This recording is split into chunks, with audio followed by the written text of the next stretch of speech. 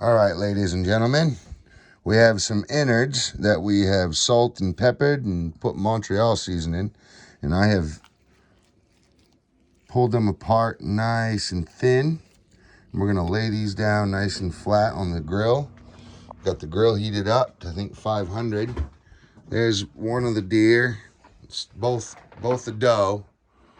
Got tags, you know, and I've already cut up my buck. He is down here. I gotta get that stuff upright, hoof down, so that it doesn't sit in its blood. But we had to move inside because it started to snow on us. So we've already pre-seasoned the grill with some deer fat. Look at how greasy that is. It literally lights it up and burns. It's deer fat's like literally gasoline. It's like putting whiskey on the grill. It lights up right like a fire. So, oh, I can already smell how good that's going to be. This is the inner deer strap, inner deer tenderloins, venison tenderloin from the inner. Those are going to be some good. Probably the doe is about, I don't know, not too big of a doe, but maybe 100 pounds tops. So, but yeah, we're cutting them up. We're gonna hang it down, get these done, get these cut up, and we'll continue on. Continue on later. Gotta process them and make burger. Probably end up needing that. Probably make some sausage as well. But yeah, we're in the middle of it. Gotta process them, get them. We were gonna hang it and like cure it, you know, for a long time. But I don't know how to do that. So I just want to get them. Oh, also a bear came and ripped this one's freaking whole arm off. Like literally the whole arm ripped right off. So, yep, ripped the whole shoulder right off the deer. So, I can't even believe it though. Like I came out, I was going to cut its hoof off, and it was all the way at the end of my line, and the whole thing was ripped off. I just couldn't, never even seen it. So it was either a mountain lion or a bear. But I mean, the hide was on the deer. I mean, the hooves were on it. I mean, there's no way my dog ripped that off. And you could tell it was ripped off because it was pulled and all these muscles were literally loose. So, I mean, and it was gnawed on as well. It had been chewed. All this meat had been chewed. And then it ran off with the bone, well, with the whole front left shoulder, you know, the left side shoulder. So, pretty crazy, but stay tuned. We'll show you the venison once it's done cooking. Matter of fact, why not just show you now?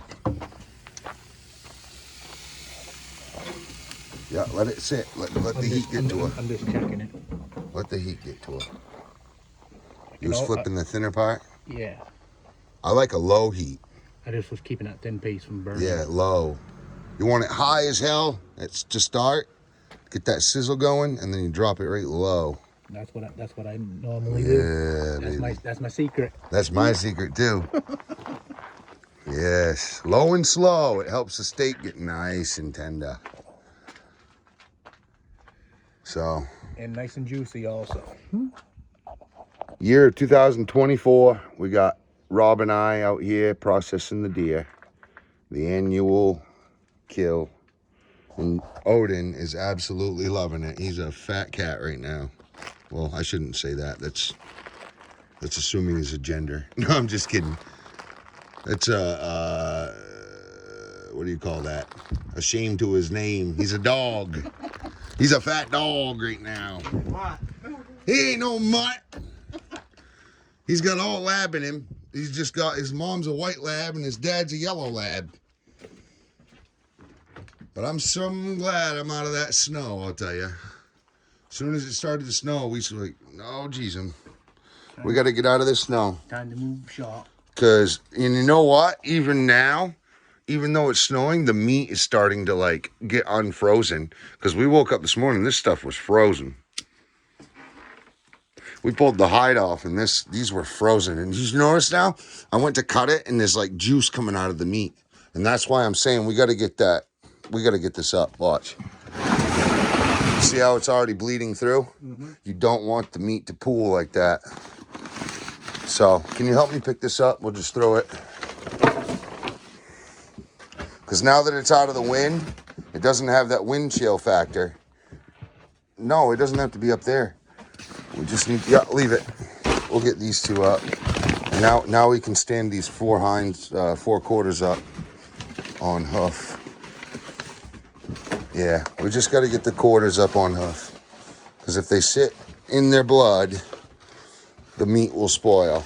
And we got to get them off the bone and into a baggie. I've got Blend 29 AC leg. I don't know if I like the the Blend 29. I do. I actually do like it. I think it's great. I make chilies and everything out of it. But it's I also do like the Italian. I like the spicy Italian one. Those are my faves too. But Blend 29 is really good for like an all-around dish. Whereas if you put a spicy Italian blend in it, it's basically just spicy Italian. Although, you know, sausage is literally good in anything. You can I put sausage in my chili. I put sausage in lasagna, spaghetti. You can even use sausage for tacos. I mean, it don't matter, you know? So, look at that. They're all standing up. That girl's standing up over there. So, I'll end up only having one front shoulder on this deer because a freaking bear and a mountain lion, something came and took it from us. Odin was freaking out last night, barking in the woods. He was barking at the woods. He was scared, I could tell. I didn't know what he was barking about, but something smelled those deer. Think flip them now? Sure, let's take this and eat it. That one's good. Let that rest a little bit.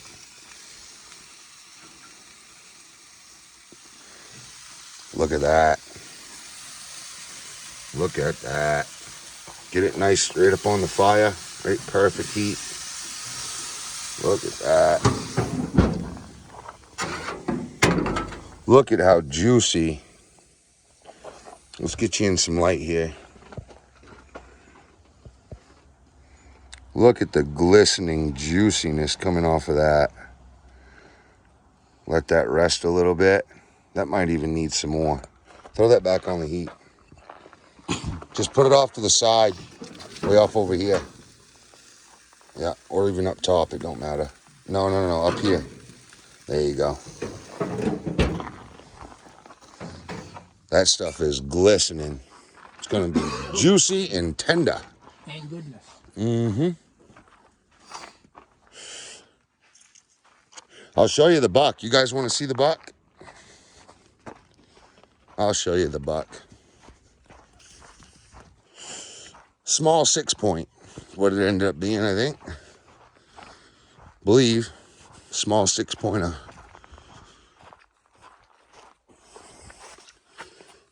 I put it up so that Odin won't chew on it. Although it's probably a good thing if he does. So I can get it down to skull. I'll probably end up boiling it, making a video of it, but beautiful, right?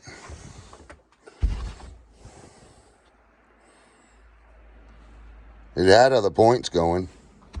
If that was an inch, that'd be a point too. I mean, I don't know. Rookie, it'd probably be a 7-point. But, you know.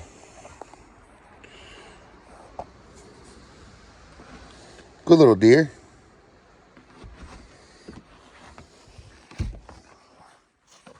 Ooh, throw that up top. Oh, geez. Get up there. Get up there and stay.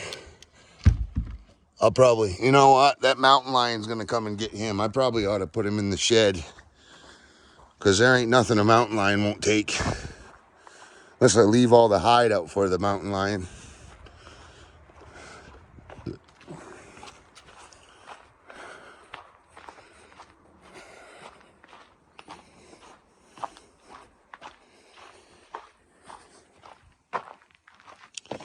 What do we got? Oh, she glistening. Look at how juicy that is. Just a juicy yum. Ooh, that one looks well rested now. Mmm. Mmm. That's goodness right there. If you could only taste that. Mmm. It doesn't get any better. That's organic meat right there. Pure organic meat. Mmm. No pesticides and no additives. No hormones. All right. This stuff is going to end up needing another wrap soon. I love this paper. So this is what I use for butchering the deer. It's just literally flooring paper from Home Depot. But as you can see, it's thin like cardboard paper bags. It's literally probably the exact material that they use for cardboard bags. Sorry, paper bags, brown paper bags.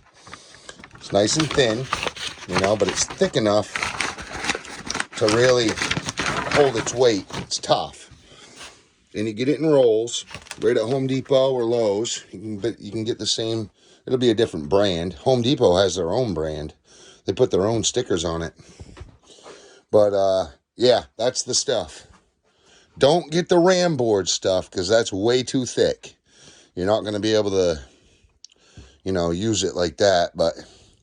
And then I just get a bunch of old cardboard boxes, you know, like Amazon boxes that are maybe not old, but, you know, pre-used cardboard boxes, and I put them at the bottom of my totes or your trash can or whatever you put it in. You know, just make sure you got clean, nice clean totes. Like these are all nice and clean. And you put cardboard down at the bottom of them, because they will leak blood, and you want them to leak blood. You want the water to come out of the meat. You want the blood to come out of the meat a little bit. I like to give it about, if it's the right temperature, it has to be below 40 degrees. Anything below 40 degrees and you're good. But, and it has to stay in 40 degree, you know, even if you're out hunting and it's over 40 degrees, I suggest you find a freezer and just freeze the damn deer until you can get it, you know, processed. Because if not, you're just going to spoil the meat. So common sense would say, keep that deer cold, or else you done, you know, spoiled your meat. So basically, I would like to let it sit for a couple days even, and let it just, you know, leach out the water, leach out the blood that's in there. It's still going to be a nice juicy steak. Really will be nice and juicy. And then at the same time, you can also cut it right up, process it, and put it right in the, you know, right in the freezer, ready for use, just like we're doing right now. I just cut the innards out of this, and we're eating it. And they're probably done. Why don't you shut that off and let them rest for a little while? Yeah, because I just flipped them on the other side. Back on the other side. Yep, good enough. Let that juice fall off. Look at that. Nope, leave them right in there. I'm going to put them right on the top rack. Let them rest. Look at that. Look at that. Shut these right off. And then shut Look that at propane these. tank off. I got this. Look at those. I'm just checking. No, that needs more time. Yeah? Yep. This one's probably good to leave up there, but that one you want a little bit more time on. Yep.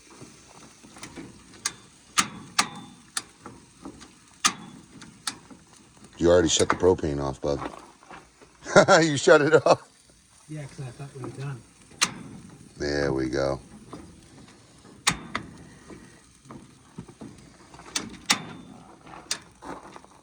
Yeah, 'cause I thought we were done with it. Yeah. There we go. They're on. Good enough. Okay. Well,